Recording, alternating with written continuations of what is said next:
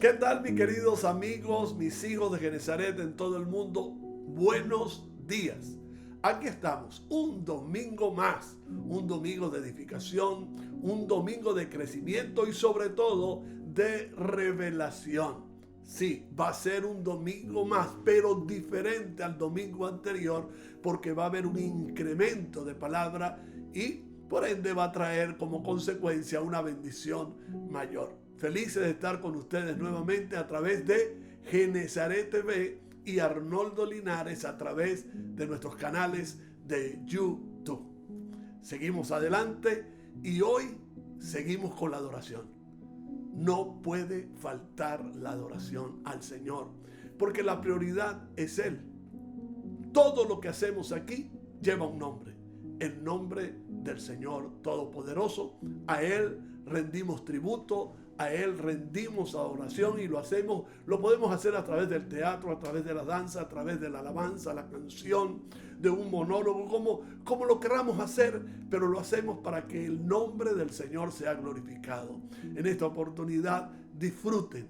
Mire, cierre sus ojos allí, si está solo, cierre sus ojos, levante sus manos y métase en la presencia del Señor.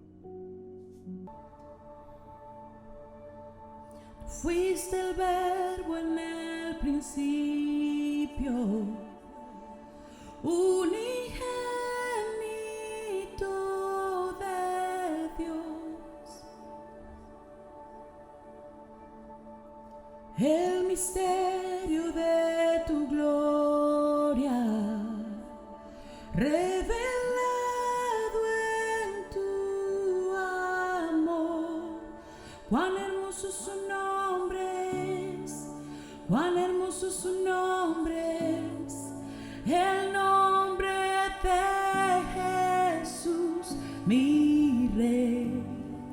Cuán hermoso su nombre es, nada se iguala a Él. Cuán hermoso su nombre es, no hay otro nombre.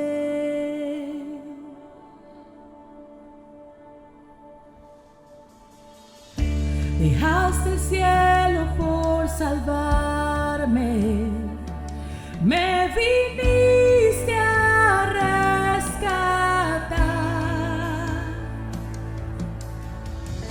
Mi transgresión tú perdonaste,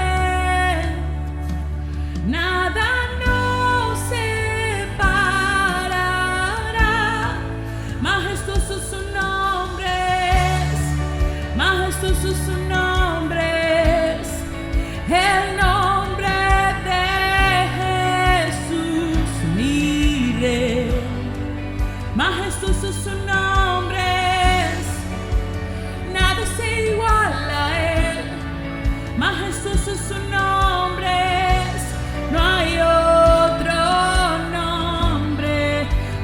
poderosos sus nombres, no hay otro nombre.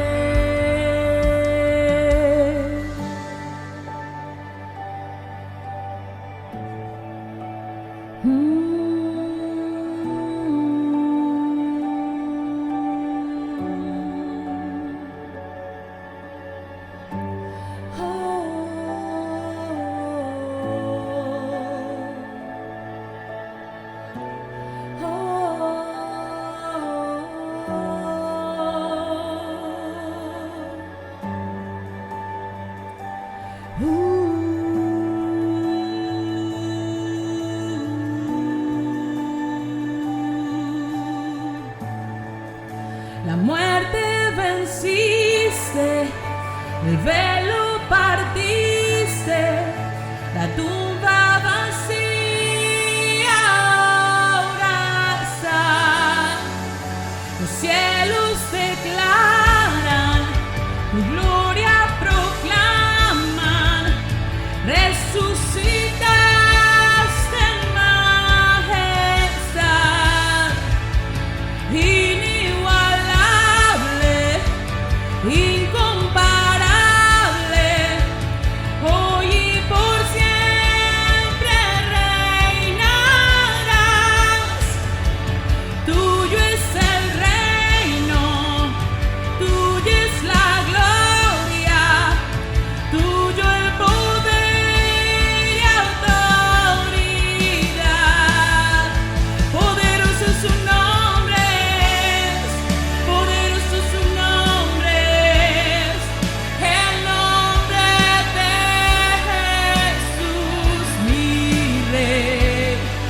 Poderoso su nombre, no hay otro como él. Poderoso su nombre, no hay otro nombre. Inigualable, incomparable, hoy y por siempre reinarás. Tuyo es el reino, tuya es la gloria, tuyo el poder y autoridad. Poderoso su nombre, poderoso su nombre, el nombre de Jesús mi Rey. Poderoso su nombre, incomparable es él. Poderoso su nombre, no hay otro nombre. Poderoso su nombre, no hay otro nombre. Poderoso su nombre, no hay otro nombre.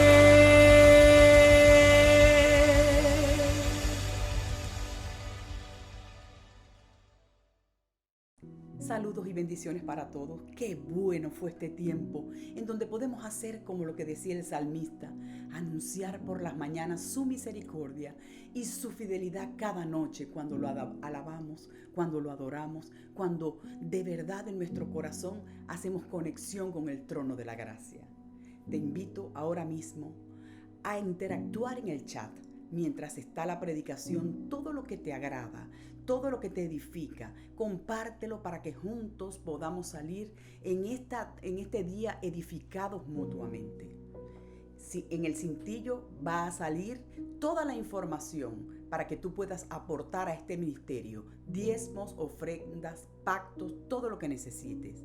Si te gusta el contenido, aporta. Con tu grano de arena haremos cada día más contenido y mejor. Ahora mismo estemos atentos, listos para escuchar la palabra de Dios por parte de mi esposo, el apóstol Arnoldo Linares. Gracias, Betsabé, gracias, mi esposa linda, por esta tu intervención. Siempre estás ahí al día y siempre transmitiéndonos a nosotros esas ganas de trabajar. Gracias, mi amor, y gracias a la adoración que hemos tenido hoy. Es maravillosa, maravillosa. Esto nos ha servido para poder introducirnos nuevamente a nuestra serie.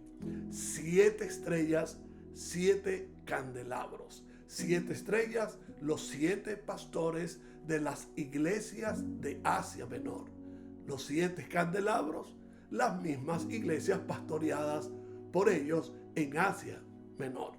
Hoy llevamos como tema "Retienes mi nombre", basado en Apocalipsis capítulo 2 versículos 12 al 17, y dice así: "Y escribe al ángel de la iglesia en Pérgamo, el que tiene la espada aguda de 2 filos, dice esto: Yo conozco tus obras y donde moras, donde está el trono de Satanás, pero retienes mi nombre y no has negado mi fe, ni aun en los días en que Antipas, mi testigo fiel, fue muerto entre vosotros, donde mora Satanás. Pero tengo unas pocas cosas contra ti, que tienes allí o toleras a los que retienen la doctrina de Balaam, que enseñaba a Balac a poner tropiezo ante los hijos de Israel, a comer cosas sacrificadas a los ídolos y a cometer fornicación. Y también tienes o toleras a los que retienen la doctrina de los nicolaitas, la que yo aborrezco. Por tanto, arrepiéntete, pues si no, vendré a ti pronto y pelearé contra ellos con la espada de mi boca. El que tiene oído, oiga lo que el Espíritu dice a las iglesias. Al que venciere, daré a comer del maná escondido y le daré una piedrecita blanca, y en la piedrecita escrito un nombre nuevo, el cual ninguno conoce sino aquel que lo recibe. En esta carta o en estas líneas quisiera hacer referencia especialmente a 2 referencias históricas plasmadas precisamente en los versos que hemos leído.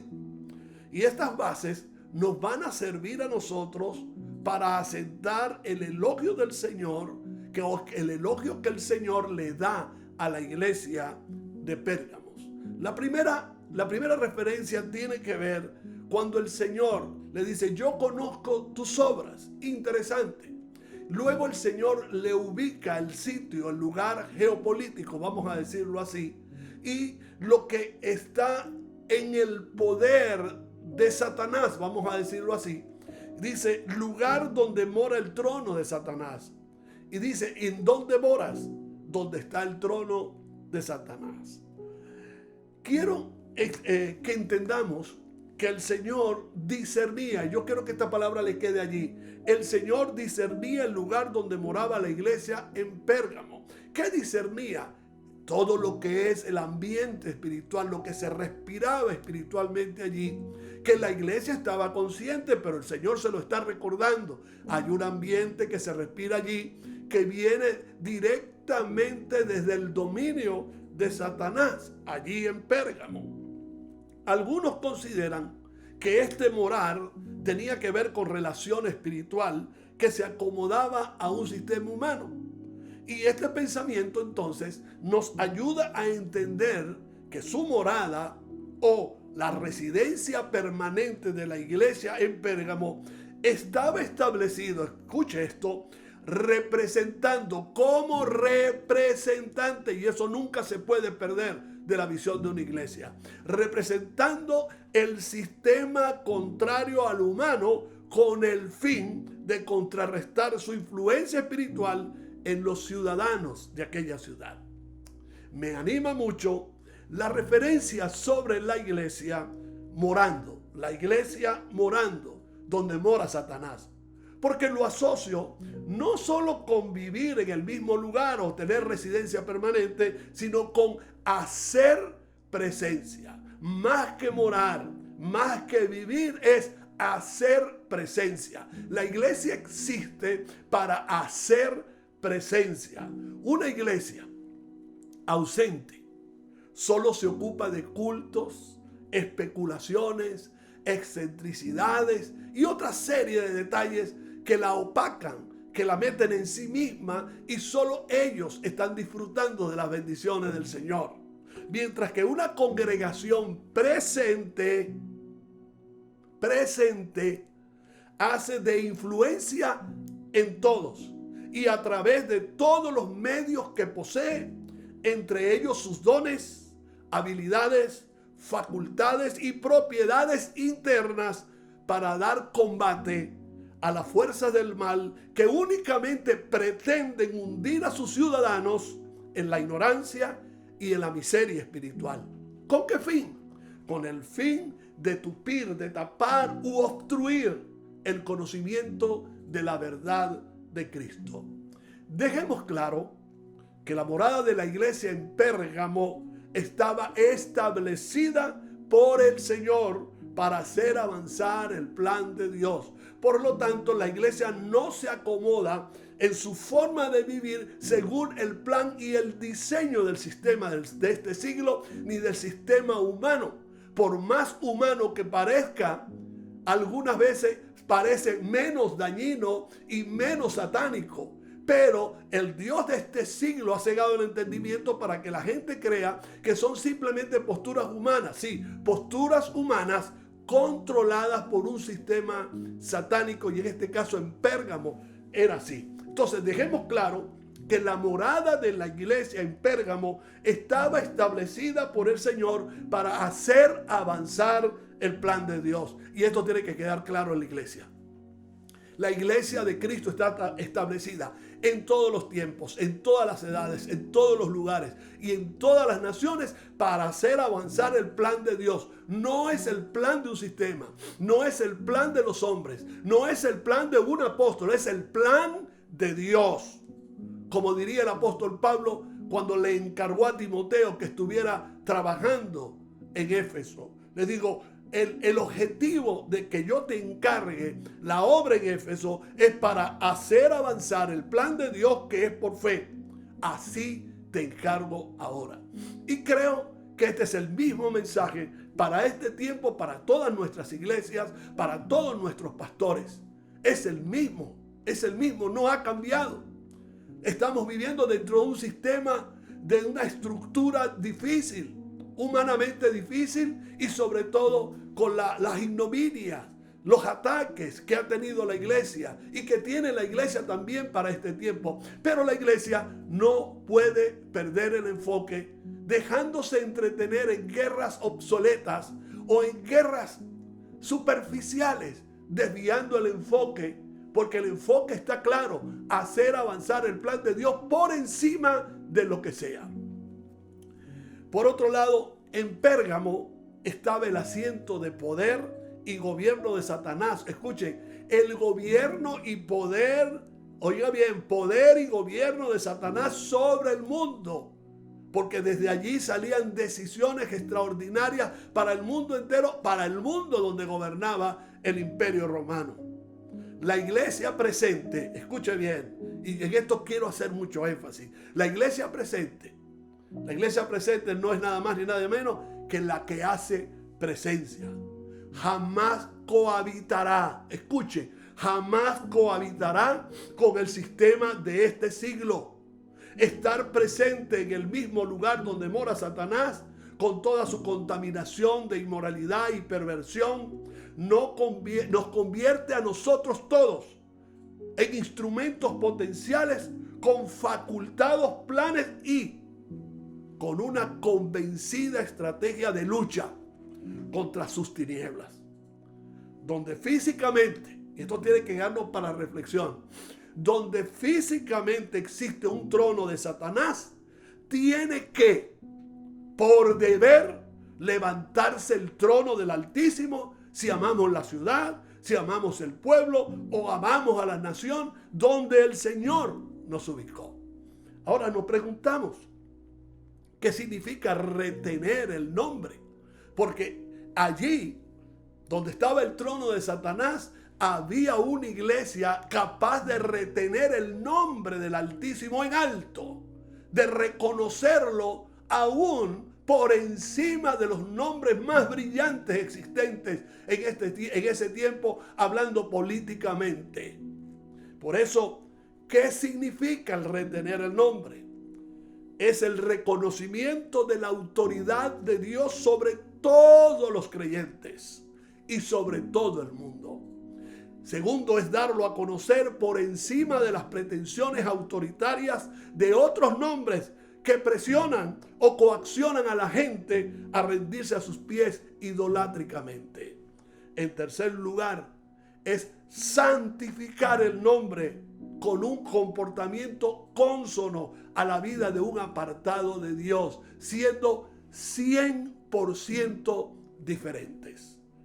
Y por último, reconocer el nombre es demostrar firmeza y convicciones en el nombre antes que cualquier amenaza de vida. Y eso significa retener el testimonio. La segunda referencia que hace el apóstol Juan aquí en Pérgamo, la referencia que le revela Cristo mismo sobre la iglesia, es que dice, pero retienes mi nombre, y ahí va la segunda referencia, y no has negado mi fe, ni aún en los días en que Antipas, mi testigo fiel, fue muerto entre vosotros, donde mora Satanás. Esta segunda referencia, el Señor, en esa segunda referencia, el Señor hace un reconocimiento de la firmeza que tiene la iglesia de no negar su fe. Dice, ni aún en los días de Antipas, mi testigo fiel, negaste la fe.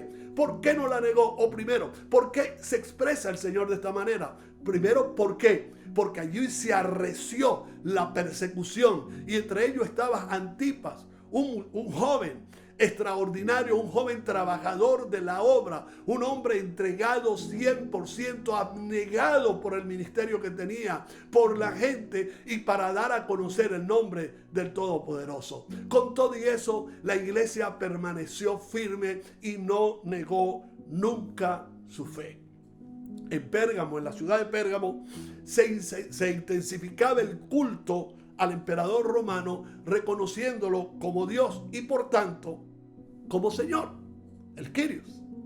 Frente a esa perversidad promovida, claro que sí, por Satanás, los cristianos se atrevían, escuchen, los cristianos se atrevían, porque una iglesia presente, una iglesia que hace presencia no tiene miedo, absolutamente, no teme a nada ni a nadie. Por eso los cristianos se atrevían a proclamar que solamente Jesús era Señor.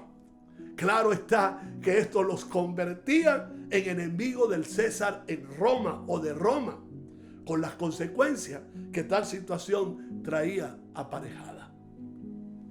Antipas, haciendo una referencia a Antipas, que no se conoce mucho sobre él, pero si el Señor dice que es un testigo fiel, un mártir fiel de aquel tiempo, si el Señor lo reconoce es porque lo conocía, como dije anteriormente, lo discernió espiritualmente y lo conocía profundamente lo que existía dentro de él, que conocía su pasión, que conocía su claro enfoque, que conocía su valentía porque no temía declarar la palabra del Señor, como no debemos temer ninguno de nosotros, aún en los tiempos más difíciles. Y la iglesia en Pérgamo, aún en ese tiempo de crisis, en ese tiempo de persecución, de amenaza, de detrimento, de lucha, la iglesia no negó su fe.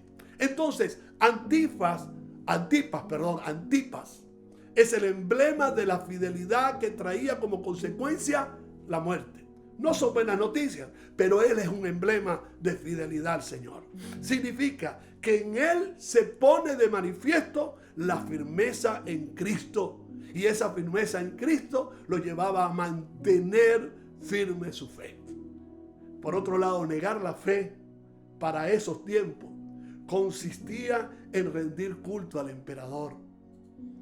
Hacer lo contrario era convertirse en adversario del rey y del mismo imperio.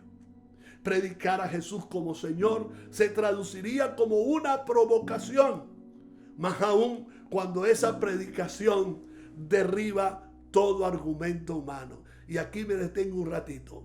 Derriba todo argumento humano. No hay argumento humano que pueda contra la verdad de Cristo. Y esto tiene que darnos a nosotros profundas convicciones, que lo que el Espíritu Santo ha puesto en nuestro corazón, las palabras que el mismo Espíritu de verdad nos revela, una vez que nosotros las proclamamos, una vez que nosotros las exteriorizamos, que las predicamos, no hay argumento humano, ni científico, ni físico, ni químico que pueda detenerlo. Por eso se encuentra entonces en ese sistema muchos enemigos.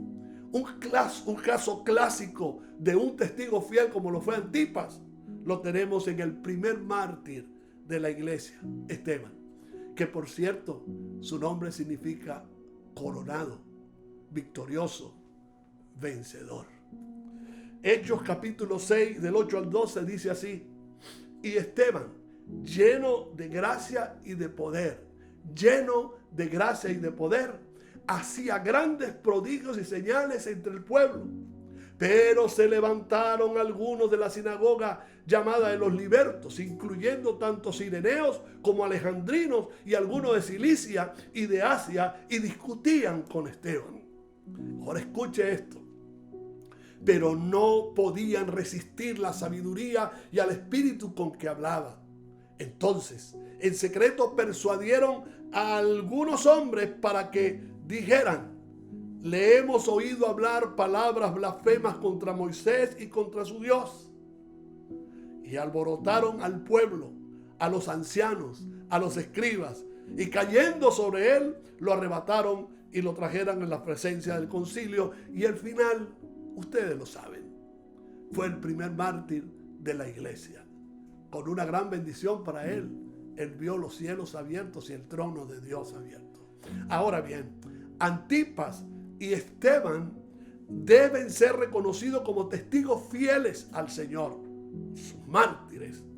Ahora, sin caer en los extremos de ver a todos los testigos de Jesús como prospectos para ser martirizados, es necesario poseer los rasgos espirituales de estos fieles testigos cuando arrecia la persecución, cuando se incrementa la dificultad. Estos rasgos fieles de estos testigos, o estos rasgos de estos fieles testigos, los cuales son indispensables para un alcance eficaz de las naciones. Los discípulos están llamados a poseer estos dos grandes rasgos espirituales. Número uno, que lo vemos en Esteban. Y Esteban, el victorioso, lleno de gracia y de poder. Un discípulo lleno de gracia y de poder. Y por otro lado dice sabiduría y al espíritu con que hablaba, porque no podían resistir a la sabiduría y al espíritu con que hablaba. El retrato que hace Lucas de este joven cristiano, el primer mártir de la iglesia, no puede ser más atractivo. Está gobernado o dirigido por el Espíritu Santo. Es entusiasta y valiente, muy activo en la proclamación del evangelio del reino, incisivo en la denuncia, grande en milagros, la dialéctica, los discursos y las visiones. Todo un profeta también de aquel tiempo, como es la iglesia que necesitamos en este tiempo.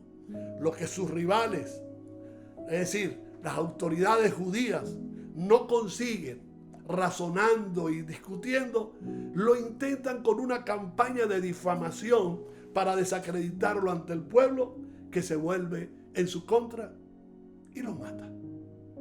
Y lo mata, y el Señor siempre estuvo con él. Termino con estas dos conclusiones, dos palabras que se deben quedar en nosotros firmemente. Por ejemplo, la palabra retener. La palabra retener en griego significa aferrar, guardar, asir, aprender. Es decir, sujetarse firmemente a algo. En el caso de los cristianos, se sujetan a alguien, se sujetan al nombre. El nombre es el mismo del cual se aferraron Moisés y Aarón para la liberación del pueblo de Israel. Es el mismo en el cual tenemos que aferrarnos todos para la liberación de las almas, para la salvación de la gente. El nombre significa para nosotros la idea de un Dios único, infinito y todopoderoso, y con Él contamos. Indica la relación que decidimos tener con Dios. De modo que nada ni nadie puede separarnos de este vínculo. Creemos y nos aferramos firmemente en Él o en el nombre de Dios que fue y siempre será y que trasciende en el tiempo. En otras palabras, Dios existe en el pasado, en el presente y en el futuro simultáneamente. Ese es el nombre que no negamos. Cierro con esta palabra del apóstol Pablo en la carta a los Hebreos 12:2 que dice: mantengamos fija la mirada en Jesús, pues de Él viene nuestra fe y Él es quien la perfecciona.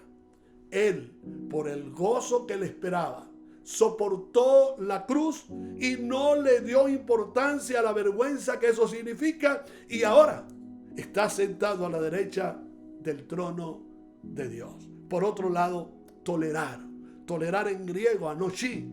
En el caso de la iglesia en Pérgamo, tolerar significa permitir algo que no se tiene por lícito sin aprobarlo expresamente, de acuerdo a la censura hecha por el Señor. Pero tengo unas pocas cosas contra ti, que tienes allí o toleras a los que retienen la doctrina de Balaam, que enseñaban a Balac a poner tropiezo ante los hijos de Israel, a comer de cosas sacrificadas a los ídolos y a cometer fornicación. Y también toleras a los que retienen la doctrina de los nicolaitas, la cual yo aborrezco. Amados, hermanos, amigos, manejemos nuestro concepto de tolerancia respecto a la santidad, a la integridad y la moral sin flexibilidad alguna, pues lo contrario crea vacío en nuestra relación con el nombre y hace inoperante nuestra fe. Retengamos el nombre, no neguemos la fe y no toleremos el pecado. No toleremos a los falsos maestros, no toleremos a los falsos apóstoles. Sigamos adelante con nuestros ojos puestos en Jesús, el autor y consumador de la fe.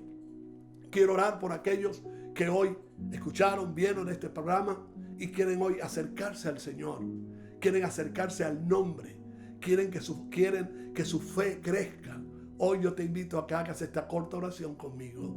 Diga: Señor Jesús, hoy abro mi corazón para que tú seas mi Señor.